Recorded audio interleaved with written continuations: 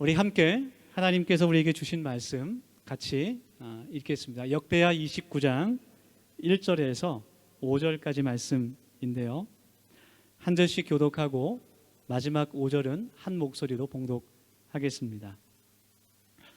제가 못 듣는다고 작게 읽지 마시고 큰 목소리로 읽어주시기를 바랍니다. 제가 먼저 1절 읽겠습니다. 히스기야가 왕위에 오를 때에 나이가 25세라. 예루살렘에서 29년 동안 다스리니라. 그의 어머니의 이름은 아비야요 스가랴의 딸이더라.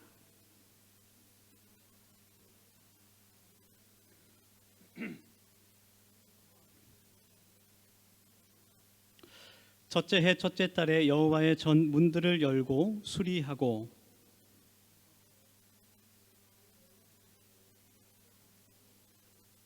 같이 읽겠습니다. 그들에게 이르되 레위 사람들아 내 말을 들으라. 이제 너희는 성결하게 하고 또 너희 조상들의 하나님 여호와의 전을 성결하게 하여 그 더러운 것을 성소에서 없애라. 아멘.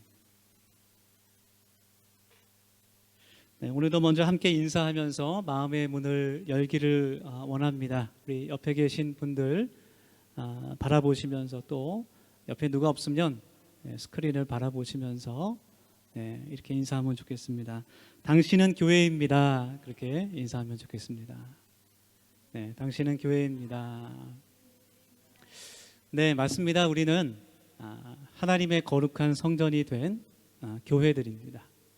교회는 건물이 아니라 바로 우리 한 사람 한 사람이 하나님의 교회입니다.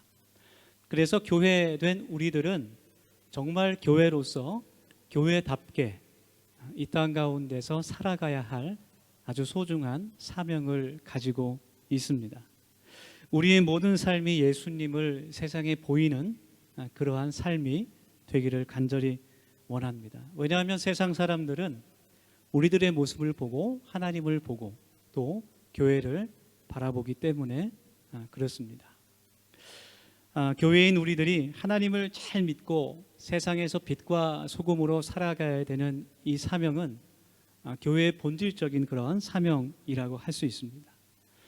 우리가 교회의 모습을 만약 잃어버린다면 세상에서 소금과 빛으로 살아가지 못하고 어쩌면 세상 사람들과 똑같이 어쩌면 그보다 더 심하게 세속적으로 정직하지 못하고 정말 윤리적이지 못하고 정말 불의한 모습으로 살아간다면 아무도 하나님의 말씀에 귀를 기울이지 않을 것입니다. 그것은 바로 또 복음의 전파를 막는 그 교회의 본질적인 사명을 막는 것과 같은 것이죠. 지난주에 제가 그 탐사기획 스트레이트라는 그런 프로그램을 시사 프로그램을 보게 됐어요. 그 프로그램의 주제는 정광훈 씨가 별로 주목받지 못하고 변두리에 있었던 그 정광훈 씨가 어떻게 해서 지금의 위치에 서 있게 됐고 구구 기독교의 나팔수가 되었나 그 과정을 취재한 그런 프로그램이었습니다. 그런데 그 프로그램보다 더욱더 제 관심을 끌었던 것은 그 프로그램이 끝난 후에 공중파에서는 방송하지 않았지만 유튜브를 통해서 방송했던 그 기자들의 그 취재 후기를 다룬 방송이었어요. 그것이 더욱더 제 관심을 끌게 됐습니다. 왜냐하면 그 방송을 통해서 지금 이 시대의 비기독교인들이 어떻게 교회를 바라보고 있고 어떻게 개신교를 바라보고 있는지 그 관점을 잘 볼 수 있는 그런 내용이었던 것 같습니다. 요약해 보면 한국 교회, 한국 기독교, 한국 개신교는 국회와 법도 좌지우지할 수 있는 그런 막강한 영향력을 가진 정치 집단이고 또 자신의 이익을 위해서는 어떠한 일도 서슴지 않는 그런 이익 집단이라는 거예요. 제가 좀 너무 단정적으로 이야기한 것 같습니다. 사실 교회들을 보면 정말 건강하고 아름다운 교회들이 훨씬 더 많습니다. 그 대부분의 교회들은 정말 정치와는 상관없이 자신의 이익과는 상관없이 이웃들을 섬기고 하나님의 사랑으로 돌보고 또 복음을 열심히 전파하는 그런 좋은 교회들이 많죠. 그러나 그동안의 그 역사 속에서 초대형 교회를 중심으로 전형적인 그런 그 정치 집단, 이익 집단의 모습들을 특히 대형 교회들이 많이 보여왔다는 거예요. 그래서 그것을 통해서 많은 사람들이 개신교를 바라볼 때, 교회들을 바라볼 때 그렇게 정치적인 집단으로 혹은 이익 집단으로 혹은 부패한 집단으로 바라보게 됐다는 겁니다. 예를 들어서 그 종교인 과세를 이야기해 보면, 단적으로 예를 들어서 종교인 과세에 대해서 이제 그 처음으로 이야기가 나온 것이 1968년도부터 추진이 됐어요. 지금으로부터 한 52년 전부터 추진이 됐었는데 최근까지 계속해서 그 기독교계의 반대로, 이제 더 정확하게 이야기하면 국회의원들 가운데 아주 큰 교회를 다니는 그 기독교인들의 반대로 계속해서 그것이 무산되고 연기됐습니다. 그러다가 2013년도에 이제 결의가 돼서 2015년부터 그것이 시행되기로 했는데 한 번 더 그것이 연기가 됐어요. 그 국회의원 가운데 기독교 큰 교회 다니시는 장로님들도 여러 국회의원들의 결의로 다시 한번 그것이 연기돼서 이제 2018년부터 시행이 되고 있습니다. 사실 종교인 과세라는 것은 정말 전체적으로 봤을 때 기독교의 몇 프로도 되지 않을 것 같아요. 정말 연봉이 굉장히 높고 퇴직금이 억 단위인 그런 아주 큰 대형 교회의 목회자들에게만 상관이 있는 거예요. 대부분의 교회의 목사님들과는 그렇게 상관이 없습니다. 그런데 2019년 그 3월에 종교인 퇴직금에 대한 그 소득세 과세 범위가 2018년 이후로 연기되는 2018년 1월부터 적용되는 그 법이 개편안이 또 통과가 됐어요. 쉬운 말로 하면 목사님들이 받는 퇴직금 가운데 그 퇴직금을 소득세로 계산해서 낼 때 2018년 이후의 금액만 생각한다는 거예요.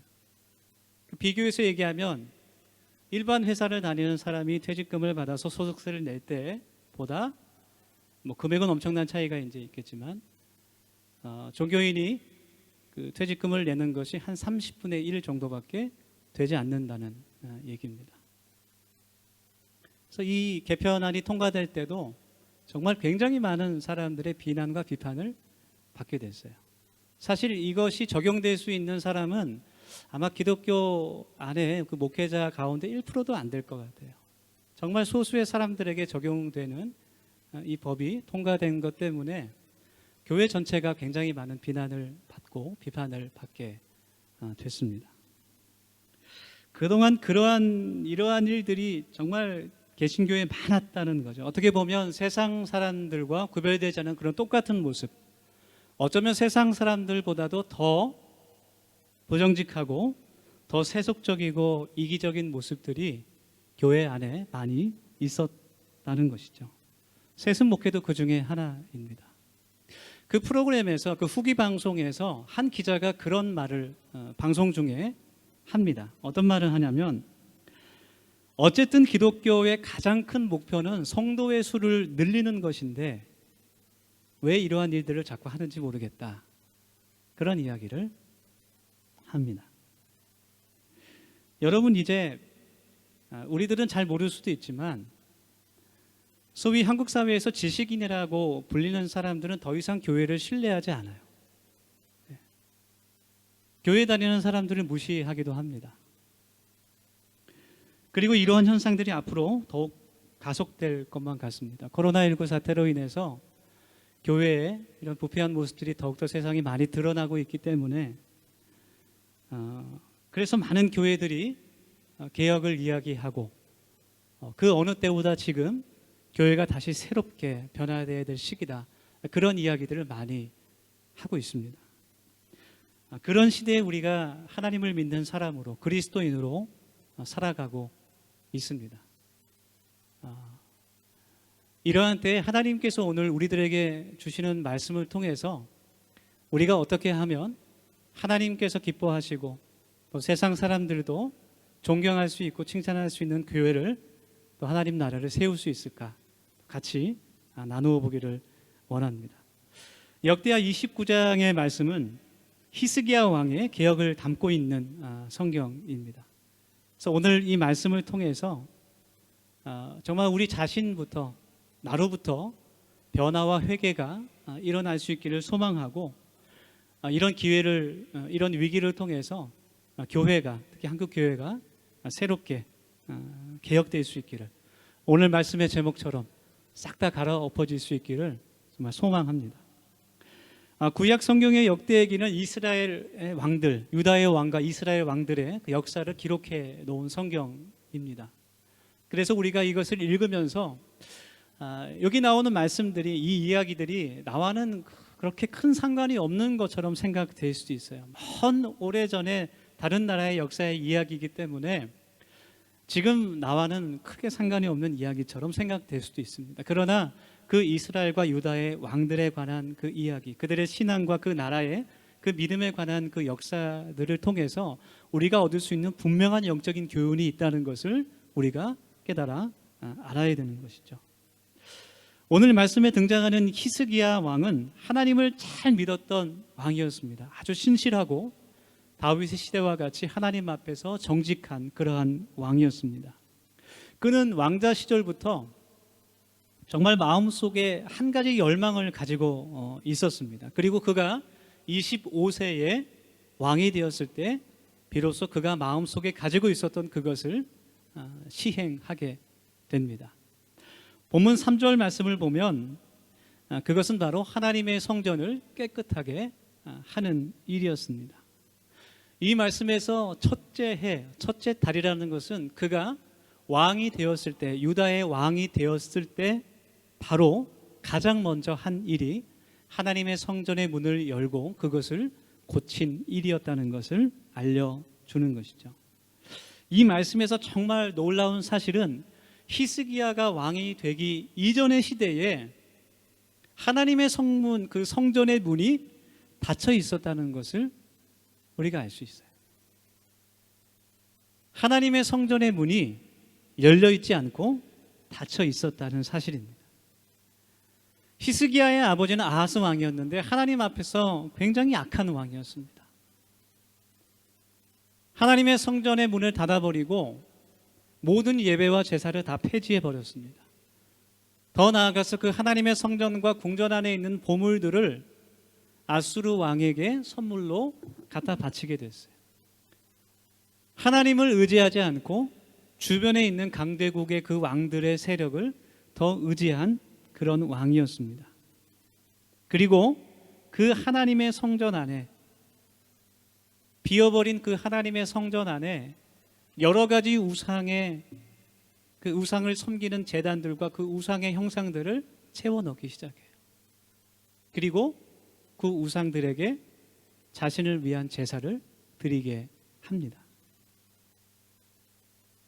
그 결과로 점점 나라는 쇠퇴하게 되고 히스기야가 왕이 되기 정확히 10년 전에 먼저 북이스라엘이 아수르를 통해서 점령당하게 되어버립니다.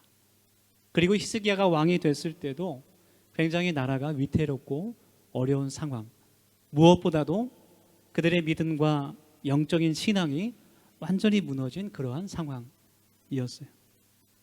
히스기야는 그 원인이 하나님을 떠난 것이다, 그렇게 믿고 그렇게 생각했습니다. 그래서 히스기야는 자신의 어린 시절, 그가 왕자였을 때 아버지 아하스의 그 악한 행위를 보면서, 그리고 나날이 쇠퇴하는 그 나라를 보면서 유다가 회복할 수 있는 길은 오직 하나님을 향한 그 믿음과 예배를 회복하는 길뿐이다, 그렇게 믿고 그렇게 생각했습니다. 그래서 그가 왕이 되자마자 아버지가 닫아버린 그 성전문을 다시 활짝 열고 그 성전의 고장난 부분들을 깨끗하게 수리했던 것이죠. 그리고 그 다음에 히스기야가 모든 제사장들과 모든 레위인들을 다 불러 모읍니다. 본문 4절과 5절 말씀을 보면 제사장들과 레위 사관들을 동쪽 광장에 모으고 그들에게 이르되 레위 사람들아 내 말을 들으라. 이제 너희는 성결하게 하고 또 너희 조상들의 하나님 여호와의 전을 성결하게 하여 그 더러운 것을 성소에서 없애라. 그동안 예배와 제사가 없었기 때문에 아무리도 할 수 없었던 제사장들과 레위인을 한 곳에 다 불러 모아놓고 다시 이제 하나님께 제사를 드릴 준비를 그가 행하는 것이죠. 그래서 히스기야 왕을 통해서 무너졌던 그 유다의 그 제단이 회복되고 무너졌던 그 예배가 다시 회복되는 일이 일어나게 되는 겁니다. 그래서 역대서의 말씀을 읽어보면 히스기야의 이런 개혁이 있었기 때문에 나라가 점점 안정을 찾게 되고 또 다시 한번 영적인 부흥을 맞이할 수 있었고 그리고 그들의 영적인 회복이 더 나아가서 북이스라엘까지 영향을 끼치게 되는 그런 것을 이 말씀에서 확인할 수가 있습니다. 그래서 오늘 성경 말씀을 통해서 우리가 함께 나눌 수 있는 그 영적인 교훈은 첫 번째로 교회는 열린 공간이어야 되고 교회는 열린 곳이어야 되고 또 세상과 소통할 수 있는 그런 단체여야 공동체여야 한다는 거예요.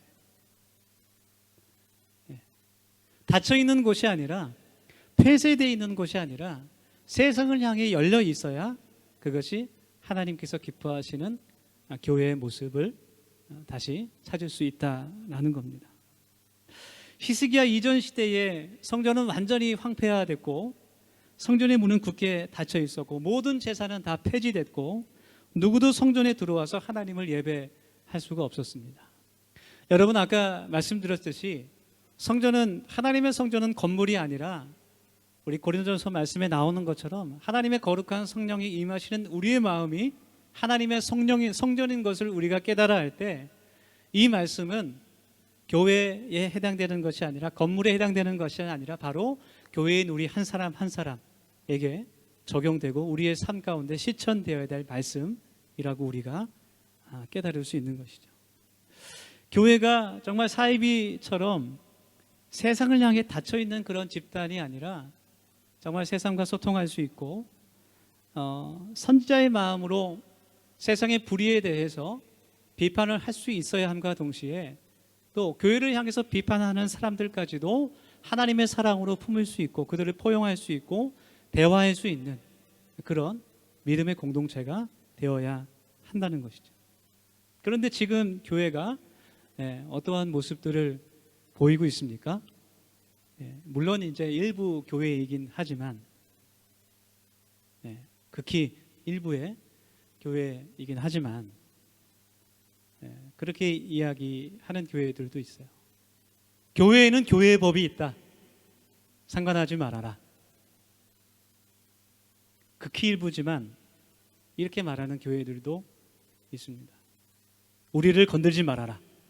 우리를 함부로 건들면 하나님의 저주가 너에게 임할 것이다. 그렇게 위협하는 교회들도 있습니다. 교회의 본질적인 사명이 복음 전파라는 것을 우리가 잊지 않고 기억할 때 세상을 향해 그런 태도를 갖는 것은 복음을 전해야 될 교회의 사명을 가로막는 큰 죄라고 할 수 있는 것이죠. 그렇게 점점 세상과 담을 쌓고 소통의 문을 닫아버린 교회들을 보면서 히스기야 이전 시대에 성전의 문이 굳게 닫혀버린 그 하나님의 성전과 겹치는 것 같은 생각이 들어요. 오버랩되는 그런 생각이 듭니다. 무엇이 그렇게 두려울까? 그런 생각이 들기도 하고 마치 유대인들이 이방인들을 향해서 너희들은 하나님의 구원을 절대 받지 못할 그런 버림받은 자녀들이라고 생각하면서 그들과 전혀 소통하지 않았던 그 유대인들의 모습이 떠오르기도 합니다. 여러분, 교회의 가장 중요한 사명은 교회의 본질은 예수 그리스도의 복음을 전파하는 거예요. 그것이 교회의 사명인 줄 믿습니다. 그 복음 전도의 사명을 위해서 교회된 우리들 한 사람 한 사람이 세상을 향해 열려 있는 그리스도인들이 될 수 있기를 간절히 소망합니다. 그래서 때로는 누군가가 내 앞에서 교회를 비난하고 교회를 욕해도 또 그 사람이 잘못 알고 있는 것을 또 잘 이해시켜 줄 수 있는 그런 친절함이 우리에게 있어야 되는 거예요. 무조건 배척하고 너는 마귀 XS니까 저희 떠나가라 막 사익기도 하고 그러는 것이 아니라 친절하게 잘 알려주고 대부분 또 잘못 알고 있는 것들이 많으니까 혹시라도 나도 모르는 것을 나에게 물어본다 그러면 저에게 연락을 주시기를 바랍니다. 아니면 저희 교회 홈페이지에 신앙 상담이라는 그런 코너가 있어요. 익명으로 이렇게 신앙 상담을 할 수 있는 그런 페이지가 있어요. 그걸 알려주면 거기다 물어보라고 이렇게 하셔도 참 좋을 것 같습니다. 또 교회는 그 섬김과 봉사를 통해서 세상을 향해 열려 있어야 됩니다. 사실 복음이라는 것은 이제는 말로 전달할 수 없는 시대가 되어버렸어요. 행동으로, 삶으로 전달할 때 그 복음이 진리가 될 수 있습니다. 여러분 개인적으로도 또 교회 공동체로도 이웃을 향한 섬김과 봉사를 기쁨으로 감당할 수 있기를 간절히 소망합니다. 네.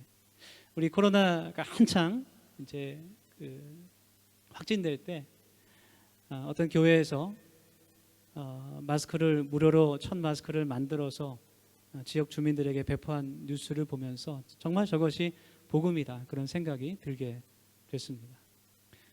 우리 더세움교회도 정말 지금 작은 그런 섬김과 봉사를 감당하고 있지만 앞으로 더 많은 그런 섬김과 봉사를 감당할 수 있기를 소원하고 여러분 한 사람 한 사람이 정말 내 시간과 내 몸과 내 물질로 그 아름다운 사역들을 같이 협력할 수 있기를 예수님의 이름으로 축원합니다.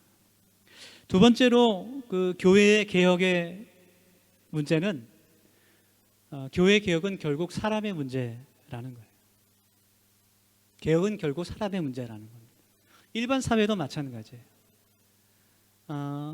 여러분 최근에 그 체육계에 좀 시끄러운 사건들이 많이 있었죠. 성폭력도 있었고 여러 가지 폭행 사건들 또 파벌, 학벌 여러 가지 비리들 그런 것들이 체육계에서 끊임없이 나오고 있습니다. 그래서 최근에 뭐 스포츠 윤리센터라는 것이 사실 근데 이름만 좀 바뀐 것 같아요. 새로 이제 개설됐는데 어떤 스포츠 전문 기자가 쓴 칼럼을 읽어봤는데 그 기자가 그 칼럼에서 쓴 내용은 앞으로도 체육계의 개혁은 희망이 없다라는 약간 비관적인 그런 기사의 내용이었어요. 요약하면 아무리 저런 기구를 만들고 감시 체제를 만들고 조직을 새롭게 하고 형벌을 높이고 여러 가지 방법을 쓴다고 해도 결국 그 여러 가지 대한체육회라든지 여러 가지 협회라든지 그런 단체의 권력을 쥐고 있는 사람들이 바뀌지 않는 한 그들이 변화되지 않는 한 그런 비리와 여러 가지 사건들은 계속해서 일어날 것이다. 그렇게 이야기를 하고 있습니다. 5절 말씀에 있듯이 히스기야 왕은 성전 문을 다시 활짝 열고 성전이 고장난 곳들을 수리했습니다. 그러나 그것이 진정한 개혁은 아니었다라는 것이죠. 히스기야 왕은 제사장과 레위인들을 모두 불러서 그들에게 이야기를 합니다. 이제 하나님의 성전이 다시 열렸으니 그 성전 안에 있는 더러운 우상들을 다 깨끗하게 치워버리고 다시 하나님께 제사를 드릴 준비를 해야 한다.